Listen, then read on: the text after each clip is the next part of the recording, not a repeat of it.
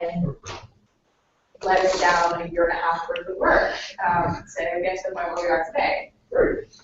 So thank you. The Living Lab concept that's been developed in a partnership with the city and with Cisco really came out of the idea that the city has provided the framework, the city itself, and all of the city services that we're hopefully making more accessible, more easy to use for citizens, creating better quality of life in and around the city. Cisco has the technology background and expertise in this area to create the sensors and the networks and everything else that make these projects work. But where does the actual entrepreneur go? Where do they come with the ideas? I may have an idea, where do I start? Where do I go? How do I get access to the data? Otherwise, I've just built a very nice paperweight.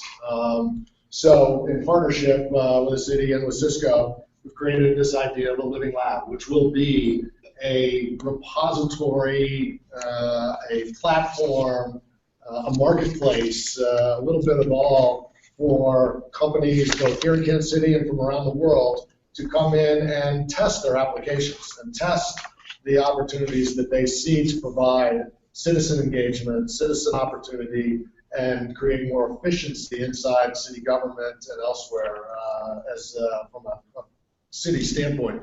So we've seen already, I mean, in the 48 hours since this really got going, even though we've been talking about it for a long, long time, people have been our phones have been ringing off the hook, our emails have been blowing up, saying, all right, I've had this idea, I've been waiting to see somewhere in this country or around the world where I can go with it. What is it that you need from us to be able to allow us access to the data coming out of the streets, coming out of the water pipes, coming from the traffic lights, and everywhere else that we're going to be collecting this type of data. And it's interesting. I think we have a tremendous opportunity here.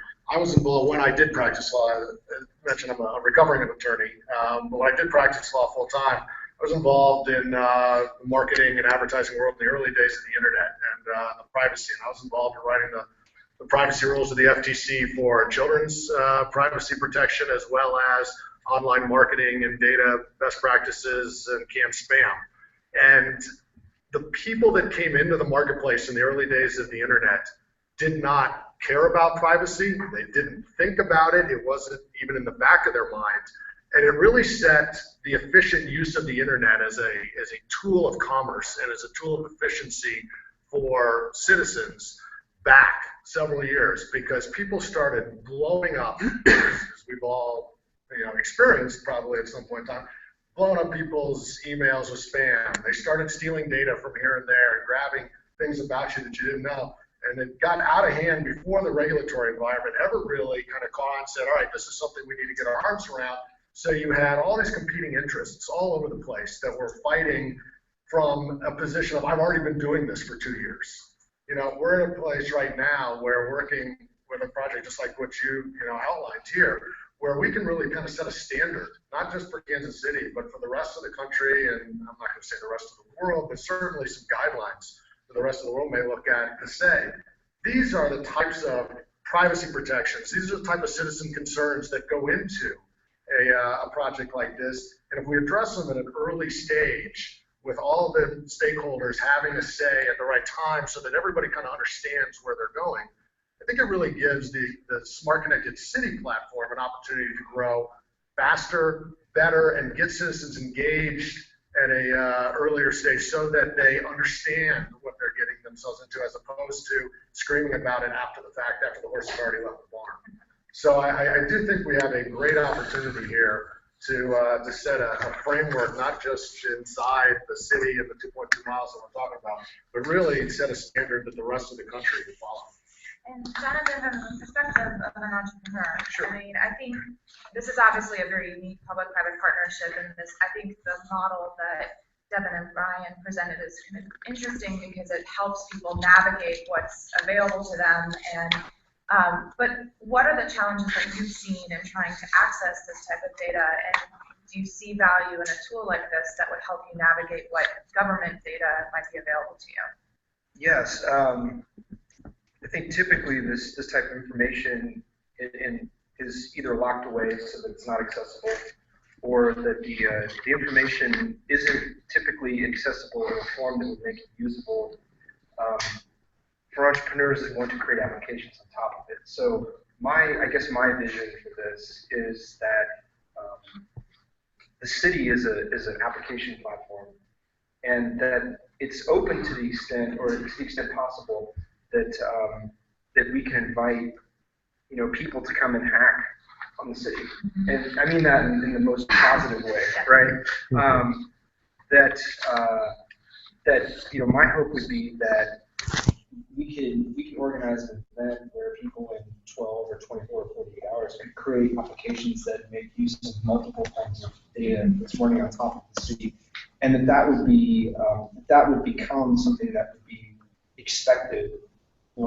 Other kind of great cities, they would be able to provide that type of information to entrepreneurs, and I think that's where we're going to find a lot of innovation, and I think there'll be a lot of interesting ideas that come out of that.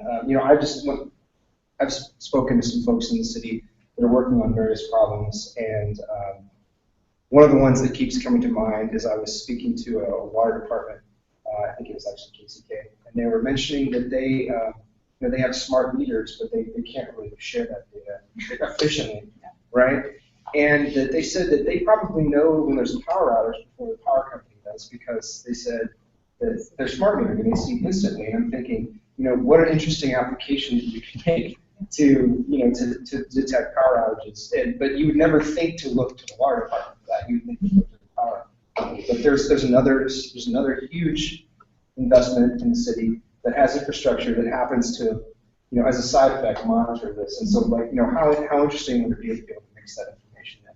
So I see a portal like this being extremely important, and from my perspective as an entrepreneur, and also for someone who's developing an application platform and whose sort of goal is to make it easy for people to create applications, that the information is available programmatically, so that so that the information isn't just available in sort of like a large data dump that you have to sift through, but you have this access to real-time information so that you can create applications on top of it.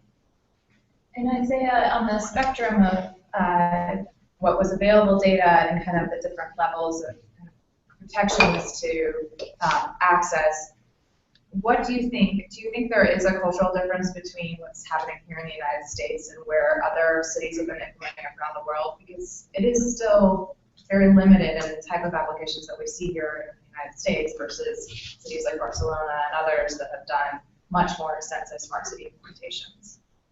Yeah, so smart cities, I mean, it's not something new. It's been around 8 to 10 years, primarily in Europe.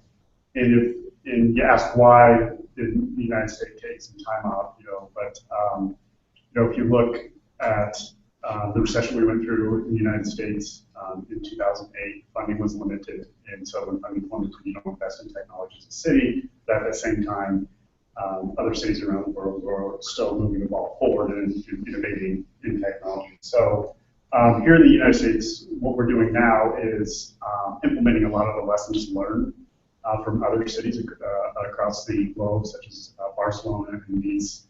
And one thing that we've noticed, and Dean, you even mentioned it, how do you get access to this data? You talk about building these applications. And one thing we are planning to implement here in Kansas City is what Tyler talked about, is an open data plan framework where you have access to value-added data, right? It's one thing just to have a big data dump of raw data, and you have to have a team of MIT data scientists trying to make value out of that data. But then there's another side of it. Well, what if that value-added data is exposed? Exposed in a way that it's easy for application developers and entrepreneurs to access.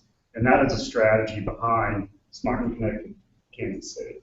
So let me give you one example. And you even highlighted up there, you had streaming video as confidential. I want to highlight that a majority of the Smart Connected City applications where we use video as a sensor, we're not streaming video. We're just sending back metadata. What is metadata? Events. So if our video as a sensor applications are deployed along the streetcar line, we're not sending back the streaming data. All we're sending back is, all right, there's a car parked in front of the streetcar line. It constantly sends that back. It also potentially sends back if there's snow on the road, right? That same video sensor can pick that up. And why is that important? So think of how many applications would want to know if there's snow on the road. Well, the local news channel, the weather channel, could be able to identify, the different heights of snows in different areas of town. You have Google Maps that, while you're driving, it can give you alerts of ice and snow. And then, of course, the snow removal department would be interested in it as well. So that's just one example of 3 different applications from that one video sensor could use that information. And then you expose it to the entrepreneurial industry, not only live, but historical. You're not exposing the live data stream. You're just exposing the API call data or the event data, the information that's coming from it, the information that's valuable. And then you let new applications be built on top of it. That could even be valuable to Honda. So heads-up displays, right? So you're driving down the road, that sensor picks up that there's ice or snow. It sends it to your heads-up display on your car and automatically adjusts your suspension to prepare for the ice and the snow. So as you can see, eventually you start building use cases that become very valuable to a lot of people based off that one sensor. And it's a video sensor. And it doesn't need to be confidential because we are not streaming back the video. You don't have access to video. You just have access to the value-added information. I'd like to go back to the comment about creating a glossary and key on a couple of things. One, you just described something as metadata, that I don't think fits in the current context of what metadata is. I read a long paper on the subject of using cell phone metadata and why it creates these many principles that you can bang all these other data sets together and still figure out who you are and what block you are. So I have a concern going back to creating standards. Okay, the process, traditional process, both in EU and ISO and ASME and all that, the process for creating standards is very formal.